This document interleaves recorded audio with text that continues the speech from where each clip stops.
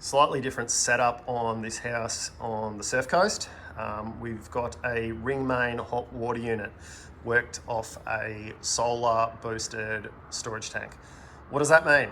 Okay, so we've got our standard Thermon or ducts unit with our circulating pump running through our flow and return lines, which go up that cavity, you can't see obviously, onto the roof collectors. Now the client's opted to have an Apricus rod and tube blacked out roof collector just so it blends in on this house. Looks really good, much better than a standard panel setup. The rod and tubes, we always will go for the rod and tubes because they're a better unit.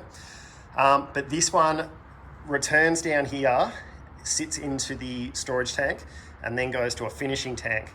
Now, with a standard hot water service, you would have what's called a dead leg system, which is basically each fixture, a basin, a shower, a trough, a kitchen, whatever it is, the units would run out and just run straight to those fixtures. Now, on this sort of system, instead of having multiple hot water units on the side, we've run a ring main. So from this finishing tank, there's a feed going up out of the hot point, loops around, goes all the way across to the bathroom, past the laundry, past the kitchen, really close to the fixtures. We like to get them in within a metre of the fixtures to try and eliminate any of that dead lag that you would get in a standard hot water service line, so you're not having any kind of cold coming out of your point.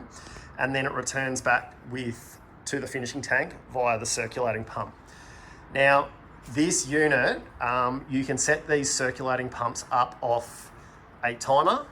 We don't like doing it like that because it's a bit of guesswork. So what we do is we set a sensor up in the ceiling. So similar to a standard roof mount sensor, which is that one, we would run a button sensor up in the threshold in the bathroom.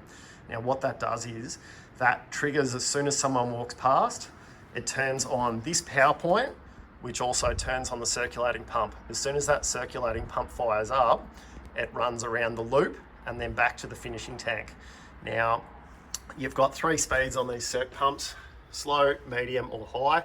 We usually keep them about the middle, but we can adjust that to suit depending on the length of the run off the hot water unit. But these units are really, really good, save you a lot of money in the long term and a lot of headaches, similar to what you get in a hotel. Any information about it, give us a call or look us up on our website, info@bayplumbingdrainage.com.au, and our team can talk you through the options you've got and the best way to set them up. Thanks.